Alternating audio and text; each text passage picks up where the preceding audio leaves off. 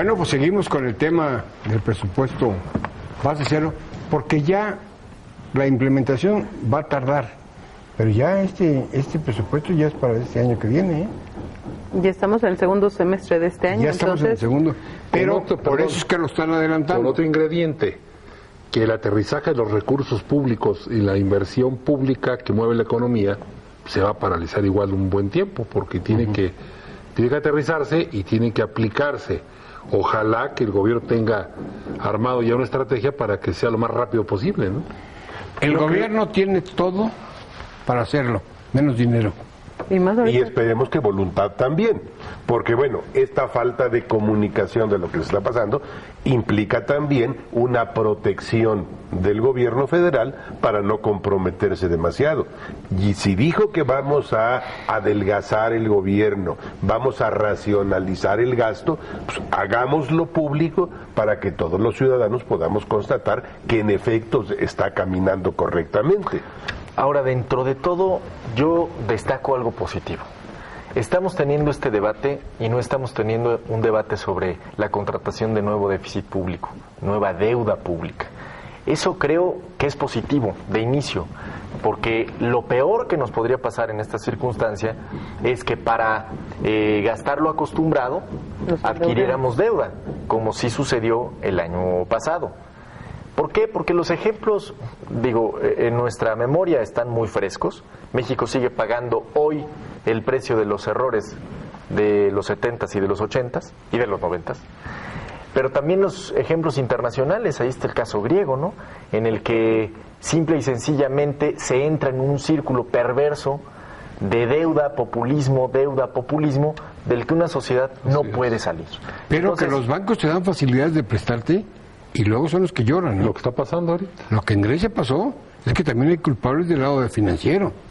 Se le soltaron todo el dinero a una persona. ¿Y quiénes pagan? Los ciudadanos. Sí, claro. Los ciudadanos que quieren ir a cobrar su pensión al banco y le dicen, ¿qué crees? Que no hay. Esa escena debe ser horrible, ¿eh? Pero lo pagamos en abonos, el FOBAPROA lo estamos pagando en cómodas mensualidades hasta los nietos, ¿no? Así es, pero creo que sí debemos aprender de esa lección. Es decir, primero, qué bueno que el manejo de la política macroeconómica, ya más allá de signos partidistas, ha sido responsable por acuerdo, ¿no? Hay un acuerdo de responsabilidad en ese sentido. ¿Qué sí me preocupa? Que hay un desfase entre la despetrolización de la economía y la despetrolización del presupuesto. ¿A qué me refiero? El TLC nos ayudó, sin duda, en los últimos 20 años a despetrolizar la economía. Un dato, en 1993, el 90% de las exportaciones en México correspondían en pesos al petróleo. Hoy son del 11%. Es decir, sí despetrolizamos la economía. Por eso se cayó el petróleo y no hay una crisis en las calles, una crisis económica en las calles. Pero esto sí implica una crisis presupuestal, porque aquí sí estamos hablando de prácticamente el 40% del presupuesto público versus el 11% de la economía.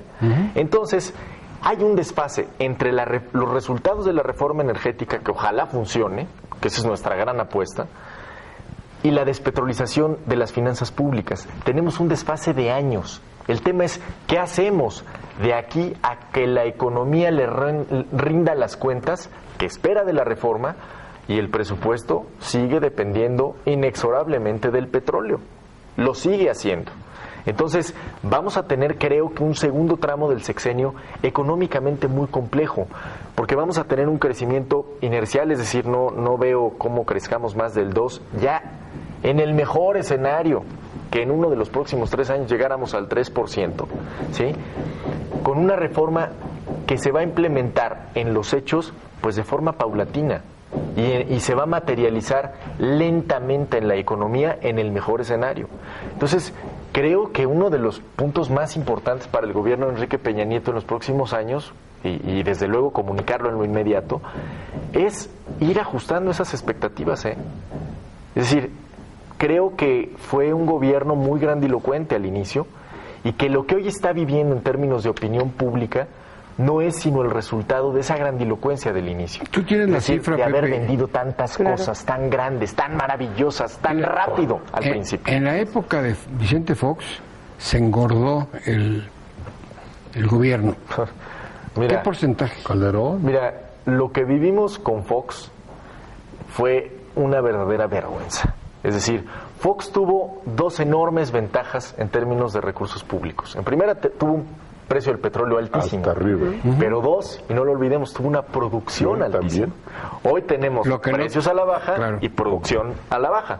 Fox tuvo exactamente al contrario. ¿Qué hizo? En una gran visión empresarial y de racionalidad del gasto público. Incrementó en más de 4,000 plazas subsecretarios y directores generales. En otras palabras, yo lo ponía el otro día, imagínense el extinto Estadio Revolución lleno de gente que gana 100,000 pesos. Y que no hace nada. Digo, eso ya pesa en la nómina pública. Pues ese fue el saldo de esos años. Porque administró la segunda abundancia. ¿No? López Portillo nos dio la torre de Pemex, él nos dio esas plazas. ¿Y con Calderón? Se mantuvieron, Con Calderón no se mantuvo ese ritmo de crecimiento. No se mantuvo ese ritmo de crecimiento, pero no hubo una reducción, no desmanteló y no corrigió ese rumbo. Al final del día no hay, en los últimos años, un presidente que le haya entrado a ese tema. Entonces, porque además son clientelas políticas, ¿no? Esta lógica de que la revolución tiene que hacerte justicia gracias a la nómina, no respeta color. Porque esos 4,000 bien pueden ser azules que tricolores, ¿eh? Según el gobierno que estén. Los problemas, no, el color no es problema en este país.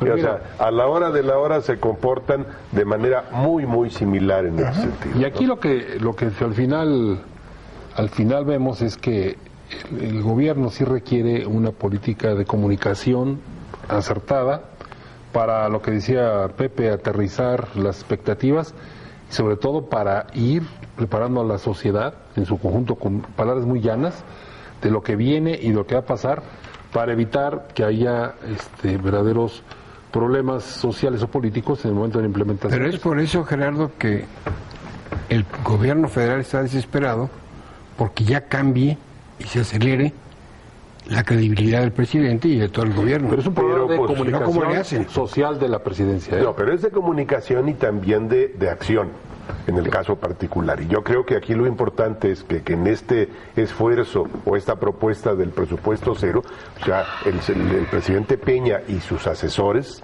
estén conscientes del tamaño del reto y que, bueno, se opere de manera clara, abierta, verdaderamente eficaz para que esto funcione. Porque desafortunadamente, bueno, pues el ciudadano somos desconfiados por múltiples razones y todo, y vaya, lo hemos platicado con mucha frecuencia aquí. Pero además de eso hay poco cuidado, o sea, lanzar la propuesta del presupuesto cero sin hacer una eficiente campaña de información, pues yo creo que no es un buen inicio. Ahora, aquí no solamente se trata... Porque muchas veces se informa y no entiende la gente. ¿Qué es? Y incluso hablar de lo que va a pasar. Hablamos de las clientelas políticas a las que no les va a gustar el recorte. Porque yo creo que el objetivo no es la masa. El objetivo son unos cuantos a los que hay que llegarles con este problema. Pero vaya, por ejemplo, gobernadores, claro, por ejemplo, diputados, presidentes municipales, pero que son los primeros que se van a oponer. Acuérdese, don Luis, que estamos en un país en donde el manifestante sale, golpea al policía y hay mucha gente que le aplaude. No, claro. O sea, que el resentimiento social es muy fuerte hacia el sector público. Entonces, si no se socializa esta parte, pues van a seguir siendo rehenes del chantaje.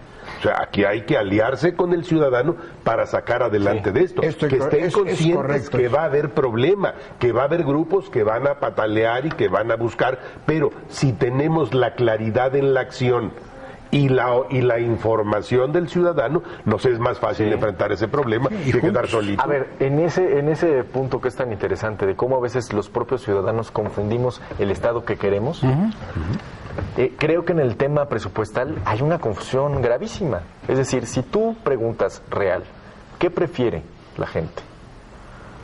¿Un Estado que recaude poco, que gaste mucho, que reparta de forma clientelar, o un Estado que cobre parejo, que gaste lo necesario y que reparta a quien verdaderamente lo necesita? Te podría decir que muchos prefieren el escenario número uno, porque en este país, si te toca, Pues ya estuvo. Y esa es la lógica con lo que también analizamos esto. Queremos seguir viendo al presupuesto como la fábrica de dádivas que históricamente nos malacostumbraron que era. Porque además, como el Estado me falla en otras cosas, como el Estado no me tapa los baches, no me da seguridad Ya y de educación, perdida, que me dé la despensa. ya de perdida, le bajo esto. Ya de perdida, cuando son las elecciones, le bajo 1,000 pesitos. Ya de perdida, soy beneficiario de esto, me da una pantalla. Entonces, ¿Sabes cómo se llama eso? Complicidad. ¿eh? se llama populismo. ¿Y complicidad? Y el populismo es muy caro. Mantener el populismo es muy caro. Entonces, creo que también como ciudadanos tenemos que ser un poco más corresponsables en el sentido de, pues, ¿qué país queremos construir en términos de presupuesto? Que le está estamos pasando en construyendo Grecia en desde este ahorita? momento, ¿no? Llega un populista al poder diciendo que les va a quitar las restricciones y los ajustes económicos, y en el momento en que llega la verdad quiere hacer un referéndum para que el pueblo decida si quiere más impuestos o romper con estos para que tenga más. Claro. El pueblo que va a escoger. Y yo nomás apunto el caso de España, donde hoy a Mariano Rajoy, que puso las medidas más duras y dolorosas, pues lo reconocen como el doctor que les cae mal pero les alivió la enfermedad. Claro. Así es. Vamos a hacer Carmen. una pausa. Recuerda, estamos en su mesa de diálogo y análisis de Visto Bueno Televisión. Si tiene algún comentario que hacernos, por favor, a través de nuestro correo electrónico vistobueno.televisión@gmail.com. El mismo caso con el tiempo.